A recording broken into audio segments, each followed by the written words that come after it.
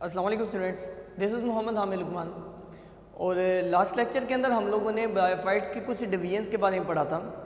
तो last lecture के अंदर हमने दो डिवीजन्स को डिस्कस किया था, हेपेटिक कॉप्सिडा और हम लोगों ने ब्रायोप्सिडा को डिस्कस किया था।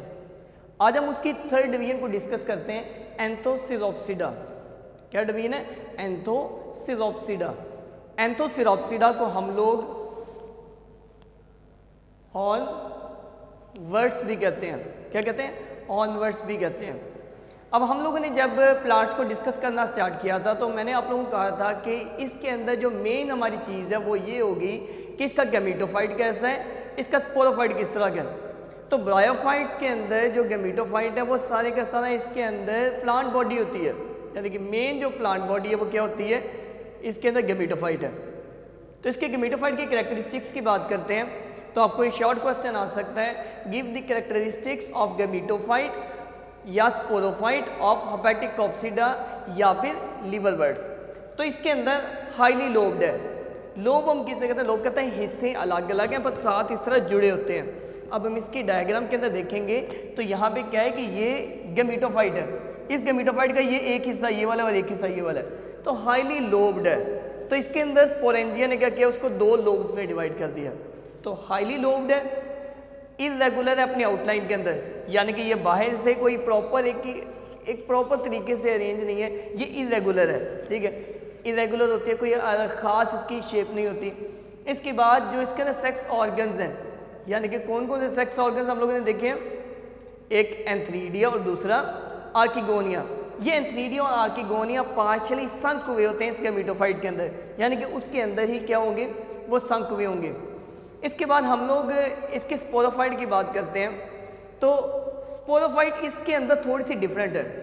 वैसे हम लोगों ने स्पोरोफाइट के बारे में पढ़ा था ये ब्रायोफाइट्स के अंदर कि स्पोरोफाइट लेस कंस्पिकुअस होती है, ये जो है डिपेंडेंट होती है किस पे, गैमेटोफाइट पे, वो नरिशमेंट प्रोटेक्शन के लिए। तो यहाँ पर उन्होंने क्या बात किया है कि except for the early stage of development, अपनी अर्ली स्टेज के अलावा बाकी तमाम स्टेजेस के अंदर ये इंडिपेंडेंट है। ठीक है, तो ये जो अर्ली स्टेज में डिपेंडेंट है उसकी वजह से ये आपके ब्रायोफाइटा की कैरेक्टरिस्टिक्स में भी पूरा उतर रही है। तो अर्ली स्टेज ऑफ डेवलपमेंट के अलावा अपनी बाकी तमाम स्टेजेस में ये क्या होती है, ये इंडिपेंडेंट होती है, यानी कि अपनी फूड खुद बना सकती है, अपनी प्रोटेक्शन खुद कर सकती है, इसको गैमेटोफाइट की ज़रूरत नहीं पड़ती। हम लोग यहाँ पे स्पोरोफाइट की बात कर रहे हैं और हम लोगों ने क्या बात की है कि अपनी अर्ली स्टेज के अलावा बाकी तमाम स्टेजेस के अंदर ये क्या होती है, इंडिपेंडेंट होती है, यानी कि गैमेटोफाइट इर्द गिर्द नहीं है तब भी ये सर्वाइव कर सकती है। तो ये एक इसका करैक्टर क्या है, बाकी ब्रायोफाइट्स की निस्बत डिफरेंट है। और हम लोग जब एक सीक्वेंस के साथ चल रहे हैं तो हर एक स्टेज के अंदर हर एक ग्रुप के अंदर कॉम्प्लेक्सिटी बढ़ती जा रही है। सिंपल से स्टार्ट किया ब्रायोप्सिडा से, फिर थोड़ी सी आगे जो ना वो हेपेटिक कॉप्सिडा से स्टार्ट किया, तो आहिस्ता आहिस्ता मज़ीद कॉम्प्लेक्सिटीज आती जा रही हैं। तो यहाँ पे हम लोग इसके स्पोरोफाइट के करैक्टर्स की बात करते हैं। स्पोरोफाइट में चेंजेस आ रही हैं। अब इन चेंजेस की वजह से आप ये अंदाज़ा लगा सकते हैं कि आजकल के जो प्लांट्स हैं उनमें स्पोरोफाइट ज़्यादा डेवलप है। अब देखिए क्या चेंज आई है, इसके अंदर तीन कैरेक्टरिस्टिक्स हैं। आपको शॉर्ट क्वेश्चन आ सकता है, give the different characteristics of sporophyte of आपके लीवर वर्ड्स या फिर एंथोसिरोप्सिडा। तो पहली कैरेक्टरिस्टिक, ये फोटोसिंथेटिक होता है, ये बाकियों से दोनों ग्रुप से डिफरेंट है। वो क्या थे, depend on gametophyte for nourishment and protection. यहाँ पे खुद फोटोसिंथेटिक है। अब फोटोसिंथेटिक के लिए इसकी जो एपिडर्मिस है, बाहर वाली लेयर है, उसी के अंदर इसका स्टोमेटा, उसी के अंदर इसका जो क्लोरोप्लास्ट है वो होता है, यानी कि अपनी फूड खुद बना सकता है, इसको गैमेटोफाइट की ज़रूरत नहीं है। आगे वैक्सी क्यूटिकल, इसके इर्द गिर्द वैक्स की क्यूटिकल है जो कि क्या करती है, वाटर लॉस से बचा रही है, यानी कि अपनी प्रोटेक्शन भी खुद कर सकता है। आगे मेरिस्टेमेटिक टिश्यूज़। अब मेरिस्टेमेटिक टिश्यूज़ क्या होते हैं, आप लोग प्लांट के टिश्यूज़ की बात करते हैं, उनके अंदर एक टिश्यू आता है मेरिस्टेमेटिक टिश्यूज़। क्या काम होता है इसका, मेरिस्टेमेटिक टिश्यूज़ का काम होता है ग्रोथ करवाना। प्लांट के बाकी टिश्यूज़ ग्रोथ नहीं करवाते, जो ग्रोथ करवाएंगे वो क्या होंगे, मेरिस्टेमेटिक होंगे। तो मेरिस्टेमेटिक टिश्यूज़ कहाँ पे प्रेजेंट होते हैं, उन्होंने बात की है it is present at the junction of food and spore producing region. हम लोगों ने स्पोरोफाइट की 3 देखी थी इसके अंदर, इसके पार्ट्स, फुट, सीटा, कैप्सूल। ये इसके अंदर फुट, ये सीटा, ये कैप्सूल।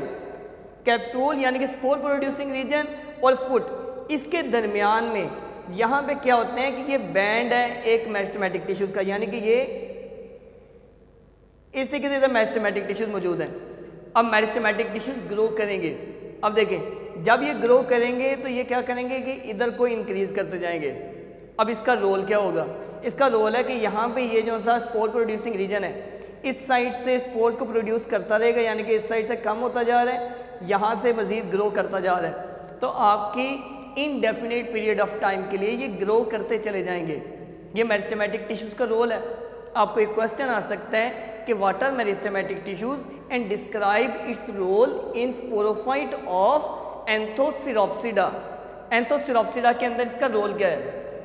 ये टिश्यूज़ क्या करते हैं, आपके स्पोर प्रोड्यूसिंग रीजन की तरफ ऊपर वाली साइड को ये क्या करेंगे, आपके सेल्स को डिवाइड करवाते जाएंगे, उसकी लेंथ इंक्रीज करते जाएंगे। अब कब कब करेंगे, इसका रोल कब है? During the formation, maturation and dispersal of spores. आपके स्पोर अंदर डेवलप कर रहे हैं, उनके डेवलपमेंट के लिए जगह बनाने के लिए उसको डिवाइड कर रहा है। स्पोर मैच्योर हो रहे हैं, स्पोर ऊपर से डिस्पर्स होते जा रहे हैं। डिस्पर्सल के लिए भी क्या करेंगे कि नीचे से प्रोड्यूस करेंगे, ऊपर से वो ख़त्म होता जाएगा। तो ये इनडेफिनेट पीरियड ऑफ टाइम के लिए क्या करेंगे, ये ग्रो करते जाएंगे।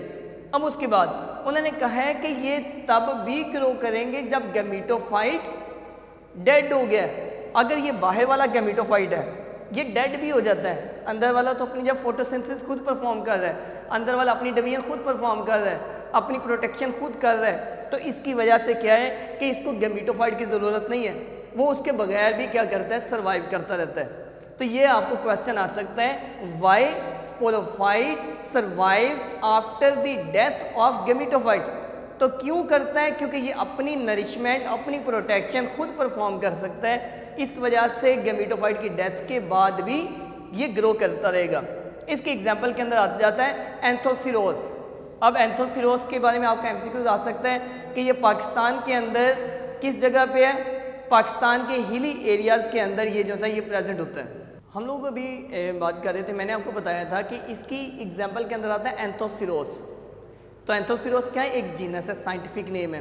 तो आप लोगों को मैं हर लेक्चर में बार बार बताता हूँ कि जितने साइंटिफिक नेम होते हैं, जीनस है, पहला लेटर उसका कैपिटल लिखते हैं, बाकी सारे को अंडरलाइन करते हैं। तो अंडरलाइन करना नहीं भूलना। एंथोसिरोस जीनस है, ए कैपिटल लिखना है, एंथोसिरोस को अंडरलाइन करना है। तो हम लोग अभी बात करते हैं इसके लाइफ साइकिल की। लाइफ साइकिल 2 तरीके से पूछा जा सकता है। आपको अल्टरनेशन ऑफ जनरेशन का नाम भी आ सकता है, आपको ये भी पूछा जा सकता है कि इसके अंदर ये लाइफ साइकिल इसका कैसा होता है। अब इसका लाइफ साइकिल सेम उसी तरह का लाइफ साइकिल है, गैमीटोफाइट है, हैप्लॉइड है। कुछ इसकी कैरेक्टरिस्टिक्स हैं, इट इज़ मोर कंस्पिक्वस, ये आपको बार बार लफ्ज आएगा, मोर कंस्पिक्वस, लेस कंस्पिक्वस। कंस्पिक्वस का मतलब होता है विजिबल, तो it is more कंस्पिक्वस, it is gamete producing generation. आपको गैमीटोफाइट और स्पोरोफाइट के दरमियान में जनरल डिफरेंस भी आ सकता है। स्पोरोफाइट क्या है, इट हैज़ फुट, सीटा, कैप्सूल, 3 चीज़ें इसमें। It is less कंस्पिक्वस, less visible है, ज़ाहरन नज़र उतनी नहीं आ रही। स्पोर प्रोड्यूसिंग है, वो गैमीट बना रही थी, ये स्पोर बनाती है। अब गैमीटोफाइट है, माइटोसिस के बाद वो चूँकि खुद अप्लाइड थी, माइटोसिस के बाद एक तरफ अगर वहाँ पे जो सा आर्किगोनियम है उसके अंदर एग बन जाएगा, एंथ्रीडियम है उसके अंदर स्पर्मेटोजॉइड या एंथीरोजॉइड, क्या लफ्ज़ है, स्पर्मेटोजॉइड, उन्हीं को हम लोग एंथीरोजॉइड भी बोलते हैं। ठीक है, स्पर्म्स की वजह से स्पर्मेटोजॉइड है और एंथ्रीडियम में बन रहे हैं इसलिए एंथीरोजॉइड है। फर्टिलाइजेशन होगी ब्रायोफाइट्स की तरह ही, तो ये क्या बनाएंगे, ऊसफेयर, क्या ऊसपोर बना देंगे। क्या बनाएंगे, ऊसपोर बना देंगे, यानी कि जिसको हम पहले जाइगोट का नाम दे रहे हैं ये वही है, ऊसपोर बना देंगे। ऊसपोर क्या करेगा, जर्मिनेट करेगा। क्या करेगा, जर्मिनेट, ये कन्वर्ट होके क्या कर देगा, स्पोरोफाइट के अंदर कन्वर्ट हो जाएगा। फिर स्पोरोफाइट के अंदर क्या होता है कि यहाँ पे वो जो कैप्सूल है, स्पोरेंजियम है, स्पोरेंजियम के अंदर स्पोर्स बनेंगे, स्पोर जर्मिनेट करके माइटोसिस के बाद गैमेटोफाइट, और ये साइकिल इसी तरीके से चलता रहता है। आप लोग को नेक्स्ट क्वेश्चन आ सकता है कि सिग्निफिकेंस बताएं अल्टरनेशन जनरेशन की। इस आके ब्रायोफाइट्स के लास्ट के अंदर उन्होंने जनरल सिग्निफिकेंस बता दी है। पहली सिग्निफिकेंस रीशफलिंग ऑफ जीन्स, हम लोग बात कर चुके हैं कि इसके अंदर अल्टरनेशन जनरेशन में चूँकि मियोसिस हो रही है तो जीन्स रीशफल होती हैं क्रॉसिंग ओवर में। जेनेटिक मेकअप वेरिएबल होता है, तब्दील होता है। इसके बाद आपके उस ऑर्गेनिज्म के अंदर जब चेंज आती है तो सर्वाइवल के चांसेस बढ़ जाते हैं। जितनी भी हार्मफुल और लेस एडवांटेजियस करैक्टरिस्टिक्स हैं, यानी कि जो उसके लिए नुकसानदेह थे एनवायरनमेंट में, जो उसके लिए इतनी यूज़फुल नहीं थी, वो ख़त्म होने के चांसेस ज़्यादा होते हैं, वो उसको एलिमिनेट कर दिया जाता है। जो से आगे से फर्टिलाइजेशन जब होती है, फर्टिलाइजेशन के बाद मज़ीद क्या होता है कि जब डिफरेंट तरह के गैमेट्स मिलते हैं तो मज़ीद वेरिएशन आती है। अब मज़ीद वेरिएशन आएगी तो variation leads to evolution. Evolution हुई, एवोल्यूशन की वजह से जो ज़्यादा फिट ऑर्गेनिज्म होते हैं वो सर्वाइव करते हैं, जो लेस इतने फिट नहीं होते वो क्या होते हैं, उनको नेचर ख़त्म कर देती है। तो यहाँ पे क्या है कि ये जो फिटेस्ट ऑर्गेनिज्म का सर्वाइवल है वो नेचुरल सिलेक्शन है, नेचुरल सिलेक्शन होती है। फिर इसके बाद हम लोग नेक्स्ट आपकी डिवीजन की सिर्फ चंद उसके हम लोग पॉइंट्स देखते हैं, उसके करैक्टरिस्टिक्स। वो ट्रैकियोफाइटा प्लांट्स के अंदर दो थी, ब्रायोफाइट्स जिसमें वेस्कुलर बंडल नहीं होते, ट्रैकियोफाइट जिसमें होते हैं। आपको क्वेश्चन आ सकता है write down the different characteristics of tracheophytes. Vascular plants हैं, वेस्कुलर प्लांट का मतलब क्या होता है, इसके अंदर जाइलम एंड फ्लोएम होता है। क्या होता है, जाइलम फ्लोएम, वेस्कुलर बंडल, ये ज़्यादा सक्सेसफुल हैं, ठीक है, क्योंकि इसके अंदर ज़्यादा अडेप्टेशन हुई हैं। फ्लावरिंग प्लांट्स उसके अंदर ज़्यादा डोमिनेंट है। एमसीक्यूज आपको आ सकता है ट्रैकियोफाइट्स में कौन डोमिनेंट है, फ्लावरिंग प्लांट्स। फिर इसके आगे से करैक्टर्स हैं, इसमें रूट, स्टेम और लीफ प्रॉपर बन चुके हैं। ब्रायोफाइट्स में नहीं थे, उनमें रूट की तरह के, लीव्स की तरह के, रूट्स की जगह राइजॉइड थे, तो स्टेम की तरह के स्ट्रक्चर थे। वेस्कुलर बंडल रूट में भी है, स्टेम में भी है, लीव्स में भी है। फिर जो सा स्पोरेंजिया है वो प्रोटेक्टेड है, ठीक है, जिसने आगे सीड की डेवलपमेंट करवानी है। जो पोलन ट्यूब इसके अंदर बनती है, हम लोग आगे डिटेल में देखेंगे, तो जब पोलिनेशन के लिए पोलन ट्यूब बनती है तो स्पर्म्स की सेफ ट्रांसफ़र के लिए पोलन ट्यूब है। उसके बाद इसमें फ्लावर और फ्रूट की फॉर्मेशन होती है।